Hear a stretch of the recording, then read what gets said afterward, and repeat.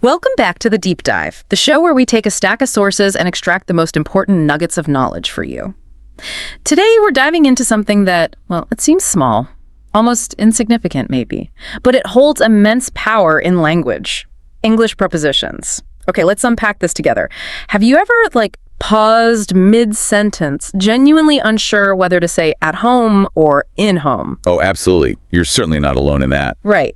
These tiny words like in, on, at, to, and with, they might be small, but gosh, their impact on a sentence's meaning is just enormous. It's fascinating, isn't it, how they act as the unsung heroes of sentence structure. Yeah. They define these really crucial relationships within a sentence, and they're often the source of, let's say, disproportionate difficulty for English learners. Why is that exactly? Well, partly because their impact is so subtle yet so profound, and it's not always about a direct one-to-one translation from other languages. Exactly. And that unsung hero role, that's precisely why mastering them feels like unlocking a whole new level of fluency, doesn't it? It really does. So our mission today is to cut through some of that confusion, provide some real clarity, and equip you, our listener, with practical strategies for mastering prepositions.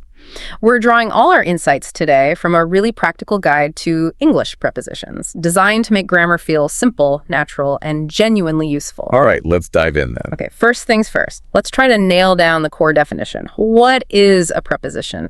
Our source tells us it's fundamentally a word that shows the relationship between a noun or pronoun and other parts of the sentence. Right. Think of them as the little connectors, the bridges between ideas within the sentence.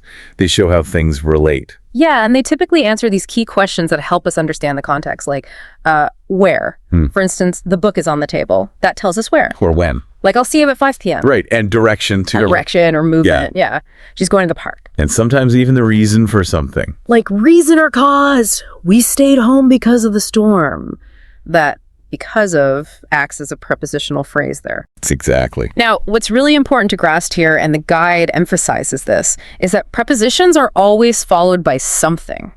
Yes, by a noun, a pronoun, or, a whole noun phrase. And that thing it's followed by becomes the object of the preposition. So if I say, the keys are under the sofa. Under is your preposition, and the sofa is its object.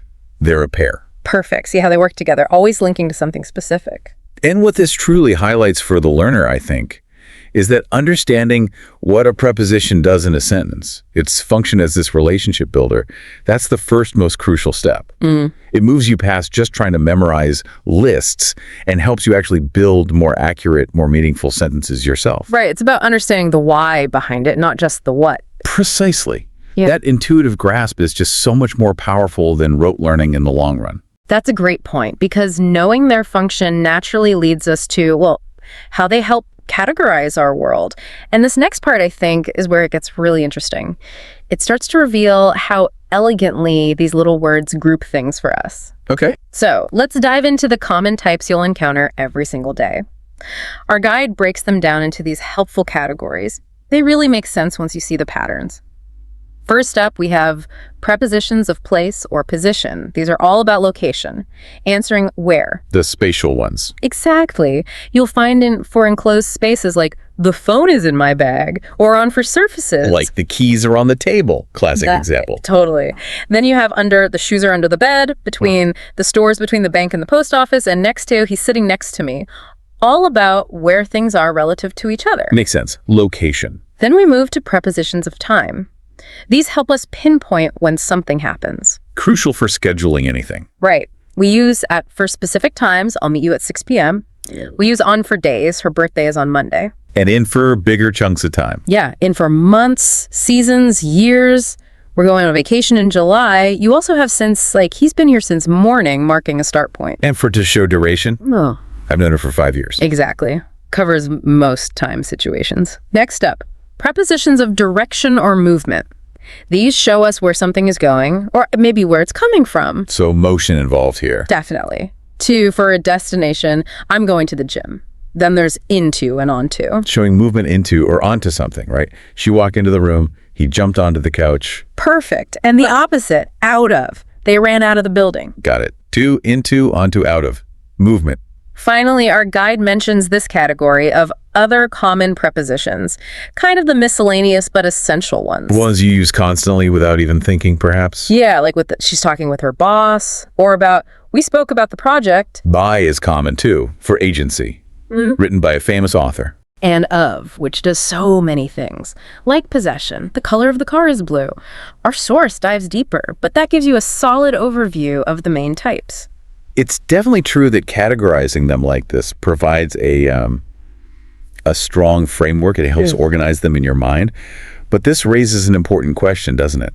While these lists and categories are helpful starting points, how do we actually move beyond just knowing them? To using them. Yeah, to truly internalizing their use in fluid, natural conversation. Because it's one thing to recognize on the table, and quite another to use it correctly without that hesitation when you're actually speaking. That's the real goal, isn't it? Exactly. And the real trick with prepositions, often the biggest hurdle for learners, isn't just their basic meaning, it's their idiomatic nature. Ah, okay. What do you mean by that? Well, they frequently defy direct logical translation from other languages. You can't always just swap a word. It makes them a test of intuition and, frankly, consistent exposure, rather than just applying rigid grammar rules. That's a fantastic point, and it perfectly sets up where we're going next, because that idiomatic nature, that's precisely why we see so many common pitfalls, those sticky errors. Right. So let's talk about prepositions in action, seeing how they really function in everyday speech, and then, how we often stumble. Our guide gives a simple dialogue example that really highlights their importance. Imagine this short exchange. Person A asks, "Where are you?" Person B replies, "I'm at the cafe, sitting by the window." Okay, simple enough. Then A asks, "Are you with Sam?" And B says, "No, I'm waiting for him. He's on his way." Lots of prepositions packed in there. Right. In just those few lines, we heard at for location, by for position, with for company, for expressing purpose, or waiting. And on his way, indicating movement or progress. Exactly. Without those tiny words, that conversation would be almost impossible to follow clearly. They are absolutely fundamental. No question. They provide all the crucial context. But as you pointed out just now, despite how intuitive they might seem when we hear them in conversation like that, why do so many learners still stumble? Like the classic one, saying, "I'm good in English," instead of the correct, "I'm good at English." What's going on there? It really comes down to what we just discussed, that idiomatic nature. Our brains, especially when learning, look for logic, right? For one-to-one mapping from our native language. Sure, makes sense. But prepositions often just don't work that way in English. The choice is often conventional, not purely logical. So like, arrive at the airport. Yeah, that might seem arbitrary, thinking arrive to a destination based on another language's pattern. Yeah. But in English, for points like airports, stations, we typically use at. Okay. And what about married with? I hear that sometimes. Another classic. It's married to a doctor in English, not married with. Yeah. Again, it's a fixed collocation. Got it. And the time one? Born in Monday? Should be born on Monday. We use on for specific days of the week. It just is that way in English. There isn't always a deeper logical rule you can uncover. It's true. I still remember embarrassing myself by saying married with years ago when I was learning another language where that structure was logical. It felt so right at the time. Exactly. It highlights how language-specific these patterns are. So knowing that the logic isn't always the key, that sometimes it just is, that brings us to the really practical part of our deep dive, your toolkit for mastery. Right, the how-to. Now, how can you, our listener, truly master these small but mighty words, moving beyond those common mistakes and building that intuitive understanding we talked about? Our guide offers several really actionable strategies. First up, read short stories or dialogues. Good starting point. Exposure. But the key here, the guide stresses, is active reading. Don't just read for the plot. Actively look for, maybe even highlight, every preposition you see. Notice its usage in context. See how it connects things. Yeah, this helps you start to absorb those patterns almost subconsciously. Second strategy, use real-life context.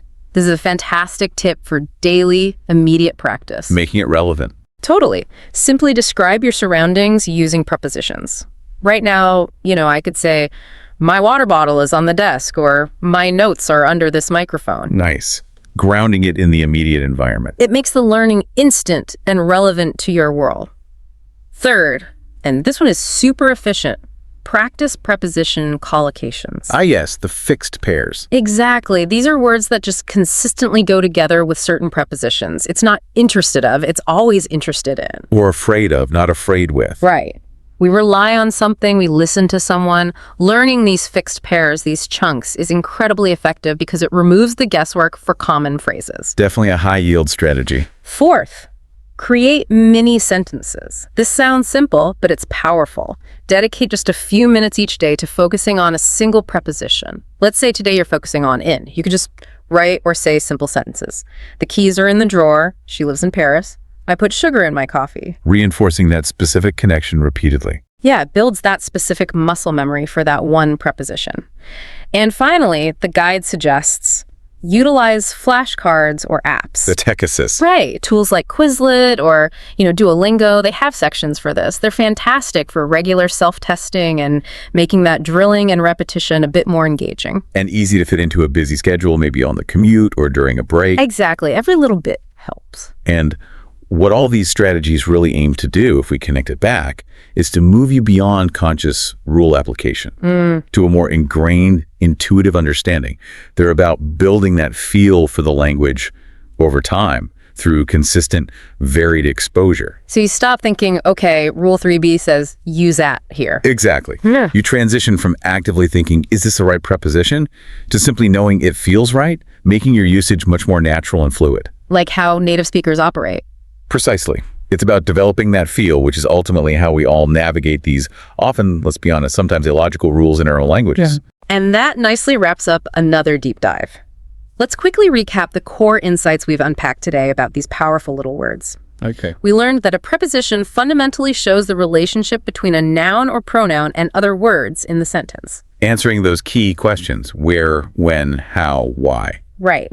And understanding the categories like place, time, and direction provides a fantastic starting point for grasping their function. We also tackled some of those common mistakes, didn't we? We did, emphasizing that when direct logic seems to fail, consistent exposure and dedicated practice are absolutely crucial. That's down to their often idiomatic nature. Can't rely on translation alone. Definitely not. And most importantly, we armed you with... This whole discussion really makes you think. Beyond just getting the usage correct, how might a more nuanced understanding of prepositions actually reveal subtle layers of meaning? Or perhaps even cultural perspectives embedded in the language that a simpler, more direct translation might completely miss? That's interesting. Like how we frame spatial or temporal relationships might reflect something deeper. Possibly.